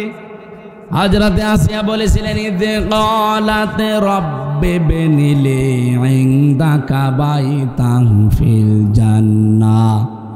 হে আল্লাহ, তুমি আমার জন্য জান্নাতে ঘর, জান্নাত পাঠিয়েছো না, জান্নাতে একটা ঘর আমার জন্য বানাও যেখানে বসে তোমাকে দেখা যায়। 2 জন মহিলার স্বামী কেন্দ্রিক বিষয়। একটা স্বামীকে অতুইনু আলা দীনি যাওজাতিহা, নবীজি বলেন যে স্ত্রী তার স্বামীকে দ্বীনের কাজে, ইসলামের কাজে, মানবতার কাজে পাঠিয়ে দিয়ে আরো ছাড় দেয়, সুযোগ দেয়, উৎসাহ দেয়, এই মহিলাকে আল্লাহ জান্নাতের ভেতরে 8টা দরজায় খুলে রাখবে। ভালো করে শোনেন, অতুইনু আলা দীনি যাওজাতিহা, যেই মহিলা তার স্বামীকে দ্বীনের কাজে, ইসলামের কাজে, একামতে দিনের কাজে হোক, ইসলাম প্রচারের কাজে হোক, অথবা মানবতার কোনো কাজে ছাড় দেয়, সুযোগ দেয়, আরো তাকে উৎসাহ যোগায় পেছন দরজা দিয়ে যে করেন আপনি, ওই মহিলাকে কিয়ামতের দিন 8টা দরজা খুলে বলবে যে দরজা দিয়ে পারো প্রবেশ করো। কিন্তু 100 জনের 98টা মহিলা এই কাজ আর স্বামীর পক্ষে করে না, আরো বাধা দেয়। এখানে যত স্বামী আছে বলেন তো কোন স্ত্রী এগুলো করে? যে আপনি দিনের কাজ করছেন, একামতে দিন প্রতিষ্ঠার কাজ করেন, আপনি মানবতার জন্য কাজ করেন, আমার পরিবারে যা হচ্ছে আমি দেখছি, কষ্ট হলো আমি মেনে নিলাম, আপনি করেন, আপনাকে আমি উৎসাহ দেই, আরও আপনি বাধা দেন, আর নামাজ পড়ে আপনি জান্নাতে যাবেন। আল্লাহ আমাদের মেয়েদেরকে খাদিজাতুল কুবরা, উনি জীবনে 1 ওয়াক্ত নামাজ পড়েননি, রোজা রাখেননি, হজ করেননি, যাকাতও দেননি, কারণ এগুলো নাজিল হওয়ার আগেই তার ইন্তেকাল হয়ে গেছে। কি কথা বলেন না? অথচ শুধু স্বামীকে সাহায্য করার কারণে ওনাকে আল্লাহ জান্নাতে ঘর বানিয়ে সুসংবাদ পাঠিয়েছে। এখান থেকে কিছু নেওয়া যায় না আপনার? তাহলে আপনি আপনার স্বামীর জন্য পেছন দরজা দিয়ে সাহায্য করবেন, যেন খাদিজার মতো আপনার জন্য আল্লাহ একটা ঘর জান্নাতে বানিয়ে রাখে। আর স্বামী যখন বাইরে থেকে আসবে এই ঘরটা নয়েজ মুক্ত রাখবেন। আসলে তো তার মাথা ঝালাফালা করে দেন, তার জন্য ঘরটা শান্ত সৃষ্ট করে রাখেন, নির্মল পরিবেশ তৈরি করেন, ও যেন বাইরে থেকে এসে তার ক্লান্তি দূর হয়ে যায়। খাদিজাকে এই জন্য আল্লাহ একটা ঘর আলাদাভাবেই বানিয়ে দিয়েছেন। জোরে বলেন সুবহানাল্লাহ। এই জন্য ওসমান ইবনে আফফানের কথা বলছিলাম, আমাদের জামাইগুলো আমরা হব এমন যেন শ্বশুর শাশুড়ি দুশ্চিন্তা না করে, নিশ্চিন্তায় থাকে। ওনারা যদি মেয়ে আর একটা থাকে যদি আমাকে দেওয়ার মতো, তাও যেন দিতে চায়। আল্লাহ আমাদের জামাই যারা আছি ওসমানের মতো আর রোকিয়ার মতো বানিয়ে দাও, বলেন আমিন। আল্লাহ পাক প্রথম অর্ডার দিচ্ছেন, ইন্নাল্লাহা ইয়ামুরু বিল আদলি, তোমরা ন্যায় বিচার কায়েম করবা। কি বিচার? এখানে আদল মানে, আমি আদল শব্দের তিনটা ব্যাখ্যা পড়েছি। এক নম্বরে মা মান আলাদা লগাতানা সারহান, আল্লাহর সাথে আদল করা লাগবে, রাসূলের সাথে আদল করা লাগবে, সৃষ্টি জগতের সাথে আদল করা লাগবে। আল ইহসান, ভালো ব্যবহার করবেন। আর ভালো ব্যবহার সবচাইতে পাওয়ার যোগ্য অধিকার হচ্ছে আপনার মা বাবা, আপনার স্ত্রী, এরপরে আশপাশের মানুষ। ওয়াইতাইদিল কুরবা, সম্পদ যাদের আছে তারা যেন এই নিকট আত্মীয়র থেকে দান সাদগা এগুলো শুরু করে। আমরা অনেকে চলে যাই সেই চট্টগ্রামে, সিলেটে, বরিশালে। কে বলেছে আপনাকে? আপনার রক্তের সম্পর্ক যাদের সাথে আছে এরা যদি গরিব থাকে, অসহায় থাকে, আগে তাদের দিয়ে আরম্ভ করবেন। নির্দেশকার আরো জোরে বলেন। আল্লাহ আমাদেরকে আয়াতের যে মূল কথাগুলো এইটাই ব্যাখ্যা করলে হাজার হাজার কথা বের হবে। আল্লাহ শর্টকাটে যা বলেছি মেনে চলার তৌফিক দেন, বলেন আমিন। ওয়ানহা, আল্লাহ নিষেধ করে আনিল ফাহশা, অশ্লীলতা ছড়ানো যাবে না। অল মুনকার, মন্দ কোনো কাজে জড়ানো যাবে না। অল বাগি, সীমা লঙ্ঘন করা যাবে না। ইয়াইযুকুম লাআল্লাকুম তাযাক্কারুন, আল্লাহ বলেন এতক্ষণ তোদের ওয়াজ করলাম, আমার ওয়াজগুলো যদি তোরা মেনে নিতে পারিস তোদের উপকার হবে। দুনিয়া আখিরাতে আল্লাহ আমাদেরকে এই ওয়াজগুলো মেনে চলার তৌফিক যেন দান করেন, বলেন আমিন। জেলখানায় বসে বসে 3টা বছরে অনেক আলেম যেহেতু ছিল, সাহায্য সহযোগিতা নিয়ে নিজের যোগ্যতায় অনেকগুলো নোট করেছিলাম। ওইটা এসে বাইরে এখন বই ছাপিয়েছে। আমার গাড়িতে পাওয়া যায়, যদি যাওয়ার সময় পারেন ওইটা নিয়ে যান, অনেক উপকার হবে, অনেক তথ্য দেওয়া আছে। আল্লাহুম্মা আমিন। লা ইলাহা ইল্লা আনতা সুবহানাক ইন্নী কুনতু মিনাজ জালিমিন। রব্বুল আলামিন 2 দিন ব্যাপী ঐতিহাসিক তাফসীর মাহফিল চাঁদপুর মতলব বারগাঁও এলাকার মানুষেরা মিলে বিশাল আয়োজন করেছে। দেখো জান্নাতের মতো করে সাজিয়েছে। কোরআনের জন্য যারা এই টাকা পয়সাগুলো ব্যয় করেছে এদের টাকাগুলো, অর্থগুলো কোরআনের জন্যই কবুল করে নাও। সওয়াবগুলো তুমি বিশ্বনবীর রওজায় পৌঁছিয়ে দাও। যেটুকুই বলেছি আমার ইমান থেকে বলেছি, আল্লাহ মেহেরবানি করে আমাদের সবাইকে মেনে চলার সুযোগ দাও। মাহফিলের সম্মানিত সভাপতি, প্রধান অতিথি, বিশেষ অতিথি যারা এসেছে, বিশেষ করে আলহাজ জাহাঙ্গীর আলম, আলহাজ গিয়াসউদ্দিন তালুকদার, মিজান ভাই সহ যত মানুষ দূর দূরান্ত থেকে এসেছে, মাহফিলের স্বেচ্ছাসেবক যারা, যে যুবকগুলো শ্রম দিয়েছে, আল্লাহ এদেরকে যে মা পেটে নিয়েছে মায়ের পেট খাদিজার মতো বানিয়ে দাও। রব্বুল আলামিন, বড় আশা আমাদের মনে, তোমার কোরআন দিয়ে জমিন চলছে, এটা দেখে মরার তৌফিক দাও। আমরা দেখতে পাচ্ছি কোরআনের হাতে দেশ আসবে পরিচয়, এ দেশ কোরআনের হাতে তুমি দেবে, সেই সিচুয়েশন আসতেছে। আল্লাহ আমাদের চর্ম চোখে দেখার সৌভাগ্য দাও। এলাকায় মাটির নিচে যারাই ঘুমিয়ে আছে কোরআনের ইজ্জতে তাদের মাফ করে দাও। রব্বুল আলামিন, সম্মানিত মা বোন যারা বিভিন্ন জায়গায় বসে আছে খাদিজার মতো বানিয়ে দাও। আগামীতে এই অনুষ্ঠানটা কোরআনের প্রচারে আরো বিশাল আকারে কবুল করো। রব্বির হামহুমা কামা রব্বায়ানি সাগীরা রব্বানা হাব লানা মিন আজওয়াজিনা ওয়া যুররিয়াতিনা কুররাতা আয়ুনি ওয়াজআলনা লিল মুত্তাকিনা ইমামা। কখন কার কাছে আজরাইল আসে আমরা কেউ জানি না। আজরাইল যখনই আসবে আমাদের কোনো দুঃখ নেই, যেন এই কালেমাটা আমাদের মুখ দিয়ে বের হয়, লা ইলাহা ইল্লাল্লাহু মুহাম্মাদুর রাসূলুল্লাহ। সালাম।